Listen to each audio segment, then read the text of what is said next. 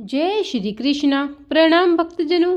आज हम श्रीमद् भागवत पुराण के अध्याय 24 नवम स्कंद की कथा का रसपान करेंगे। आज के अध्याय में हम मानधाता के वंशज के चरित्र का वर्णन सुनेंगे। मानधाता के पुत्र कुरुकुत्स हुए और उनके पुत्र बसदस्यु, उनके पुत्र अनुन्य, हर्यश्व, अरुण, निबंधन, सत्यव्रत वंश चलता रहा। यह सत्यव्रत त्रिशुक नाम से प्रसिद्ध हुआ। सत्यव्रत की किसी भूल के कारण उसे चांडाल बनना पड़ा। एक समय विश्वामित्र ने उन्हें शरीर सहित स्वर्ग में भेजा, लेकिन देवताओं ने नीचे गिरा दिया, पर विश्वामित्र ने उसे बीच में ही रोके रखा। सत्यव्रत का पुत्र हरिश्चंद्र हुआ, जो महादानी के रूप में प्रसिद्ध हुआ। हरिश्चंद्र ने संतान पाने के लिए नारद जी के कहने से वरुण देव की उपासना की, लेकिन उन्हें इस शर्त पर पुत्र प्राप्त हुआ कि उनकी बलि चढ़ा दी जाएगी। यथा समय राजा के यहाँ पुत्र हुआ, लेकिन वे प्रेम के कारण वरुण जी को टालते रहे। रोहिताश्व भी बड़ा होता गया। जब उसे इस बात का पता चला तो वह वन में भाग गया। प्रतिज्ञा पूरी न होने पर हरिश्चंद्र को जलोदर रोग हो गया। वन में रोहित ने शून शेप नामक बालक को बलि के लिए उसके पिता से मांगा और अपने पिता के पास ले आया। हरिश्चंद्र ने उसकी बलि देकर सत्य धर्म की रक्षा की। रोहित की वंश परंपरा में अंतिम पुत्र बाहुक हुआ, लेकिन अपना राज्य छीन जाने पर वह वन में चला गया। उसके मरने पर उसकी पत्नी भी सती होने के लिए तैयार हो गई, लेकिन उस वक्त वह गर्भवती थी और उसे औरव ऋषि ने रोक दिया। फिर उसकी सौतनों ने उसे विष खिला दिया, लेकिन उसके गर्भ का कुछ नहीं बिगड़ा और उससे सगर नाम का पुत्र पैदा हुआ। सगर ने कुछ समय बाद एक बहुत बड़ा यज्ञ किया। उसके घोड़े को इंद्र ने चुराया और कपिल मुनि के आश्रम में ले जाकर बांध दिया। सगर के 60,000 पुत्रों ने घोड़े की खोज में पाताल खोद दिया और जहां उन्हें घोड़ा मिला वहां समाधि में लीन कपिल मुनि को उन्होंने बहुत भला बुरा कहा। कपिल ने जैसे ही आंखें खोली, उनकी आंखों से एक ज्वाला निकली और सगर के पुत्र जलकर भस्म हो गए। राजा ने अपने पोते अंशुमान को पुत्रों को ढूंढने के लिए भेजा। अंशुमान उसी स्थान पर पहुंचा और कपिल मुनि की स्तुति करने लगा। कपिल ने उसे परामर्श दिया कि वह घोड़ा ले जाकर यज्ञ संपन्न करे और अपने मृत पितरों के उद्धार के लिए गंगा जल से तर्पण करे। सगर का यज्ञ पूरा हुआ और वह अंशुमान को राज्य सौंप कर वन में चला गया। अंशुमान ने कपिल जी की कथा अनुसार गंगा को लाकर अपने पूर्वजों को तारना चाहा, पर उन्हें सफलता नहीं मिली। फिर उनके पुत्र दिलीप ने भी यह कार्य किया। उनके पुत्र भागीरथ के प्रयास करने पर गंगा जी आने के लिए तैयार हो गई। उनके प्रवाह को संभालने के लिए भागीरथ ने शिवजी को भी तैयार किया। इस तरह भागीरथ ही गंगा को लाकर अपने पितरों को तार पाया। भागीरथ की वंश परंपरा में पुत्र श्रुत, उनका नाम सिंधुदीप, अयुतायु, ऋतुपर्ण, सुदास हुए। सुदास वशिष्ठ के श्राप से राक्षस हो गया। इसी वंश परंपरा में दीर्घबाहु के पुत्र रघु और रघु के अज उत्पन्न हुए। अज के दशरथ और दशरथ के राम, लक्ष्मण, भरत, शत्रुघ्न आदि 4 पुत्र पैदा हुए। इन्हीं राम ने रावण को कुल सहित नष्ट किया था। राम ने जनक के धनुष यज्ञ में शिव धनुष को उठाकर तोड़ा और सीता से विवाह किया। परशुराम का अभिमान मर्दन किया तथा खरदूषण, मारीच आदि राक्षसों को मार डाला। लंका का राज्य विभीषण को सौंपा और फिर स्वयं अयोध्या का राज्य संभाला। लेकिन एक दिन अपनी पत्नी की निंदा का वचन सुनकर लोकरंजक राम ने सीता को त्याग दिया। बाद में सीता ने वाल्मीकि के आश्रम में लव और कुश नाम के 2 पुत्रों को जन्म दिया। सीता पति के वियोग में पाताल में समा गई और यथासमय राम भी देह त्याग करके अपने लोक को चले गए।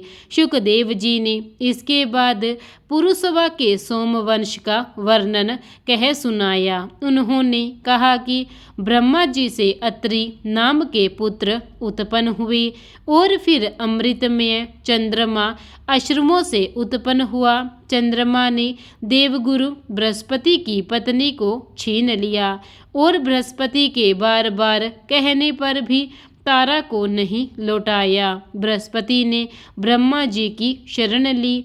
इस समय तक तारा गर्भवती हो चुकी थी। यद्यपि उन्हें बृहस्पति को ब्रह्मा जी ने दिलवा दिया था। तारा ने यथासमय एक सुंदर बालक को जन्म दिया। चंद्रमा और बृहस्पति इस बुध नामक बालक पर अपना अधिकार जमाने लगे। ब्रह्मा ने तारा से सत्य जानकर पुत्र चंद्रमा को दिलवा दिया। इसी बुध को इलार से पुरुरवा का जन्म हुआ। एक बार पुरुरवा भी रूप और सौंदर्य पर आसक्त हो गए तथा विहार के लिए उत्सुक हो गए। उर्वशी ने इस शर्त पर उस वीर राजा के प्रति आत्मसमर्पण करना स्वीकार किया कि वह उसके पुत्रवत पाले 2 मेमनों की रक्षा करेंगे तथा भोग विलास के समय के अतिरिक्त कभी नग्न दिखाई नहीं देगा। इधर इंद्र ने स्वर्ग में उर्वशी को न पाकर 2 गंधर्वों को पुरुरवा के साथ प्रणय सुख भोगते हुए देखा तो उन्होंने उसके दोनों मेमने उठा लिए। मेमनों को चित्कार सुनकर उर्वशी दुखी होकर पुरुरवा से उनकी रक्षा के लिए प्रार्थना करने लगी। राजा ने भी हड़बड़ी में तलवार उठाई और दस्युओं के पीछे दौड़ पड़ा। शीघ्रता में उसे अधोवस्त्र धारण करने का ध्यान ही नहीं रहा। गंधर्वों ने मेमनों को छोड़ दिया परंतु अपने प्रकाश से नग्न राजा के दर्शन उर्वशी को करा दिए। फलतः निर्धारित प्रतिज्ञा के अनुसार उर्वशी पुरुरवा को छोड़कर स्वर्गलोक को चली गई। कुछ समय पश्चात कुरुक्षेत्र में उर्वशी ने पुरुरवा से भेंट की और उससे अपने को पाने के लिए गंधर्वों की स्तुति करने को कहा। गंधर्वों ने राजा द्वारा स्तुति किए जाने पर उसे उर्वशी के बदले अग्निस्थली दे दी, जिसे फेंककर राजा उर्वशी के वियोग में ही संतप्त और व्याकुल रहने लगे। इसके बाद उर्वशी और पुरुरवा के 6 पुत्र हुए। आयु, श्रुतायु, सत्यायु, रथ, विजय और जय। इनमें विजय का पुत्र भीम, भीम का कांचन और उसके होत्रक और जहू ने गंगा जी को उठाकर एक ही चुल्लू में पी लिया था। इसी जुहू का पुत्र पुरु, बलाक, अजक, कुशु, कुशाम्बु, गाधी उत्पन्न हुए। गाधी की सत्यव्रती नामक कन्या का विवाह ऋषिचिक ऋषि से हुआ। एक सत्यवती और उसकी माता को संतान की इच्छा हुई। ऋषि ने पत्नी के लिए ब्राह्मण मंत्रों और सास के लिए क्षत्रिय मंत्रों से अभिमंत्रित चरु पकाया। जब वे स्नान को गए तो माँ ने चरु को उत्तम समझकर उससे बदल लिया। इसके फलस्वरूप सत्यवती के गर्भ से यमदग्नि और उसकी माता के गर्भ से विश्वामित्र उत्पन्न हुए। यमदग्नि ने रेणुका से विवाह करके उसके गर्भ से अंशुमान आदि कई तेजस्वी पुत्र उत्पन्न किए, जिनमें कनिष्ठ का नाम परशुराम था। परशुराम भी भगवान के अवतार थे।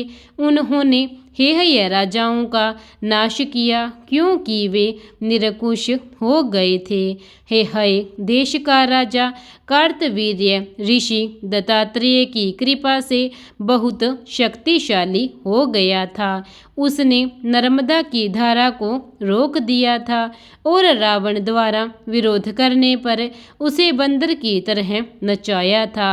यह कार्तवीर्य एक बार जमदग्नि के आश्रम में पहुंचा। वहां ऋषि ने सारे सैनिकों सहित आतिथ्य सत्कार किया और भोजन करवाया। राजा को ऋषि की कामधेनु के प्रति ईर्ष्या हो गई और वह बलपूर्वक उस गाय को अपने साथ ले गया। जब परशुराम अपने घर आए तो उन्हें सारी बात का पता चला और वह गाय छुड़ाने के लिए चले गए तथा राजा का वध करके गाय वापस ले आए। सहस्त्रबाहु ने अपने पिता की हत्या का बदला लेने के लिए युद्ध किया और एकांत में यमदग्नि का सिर काट डाला।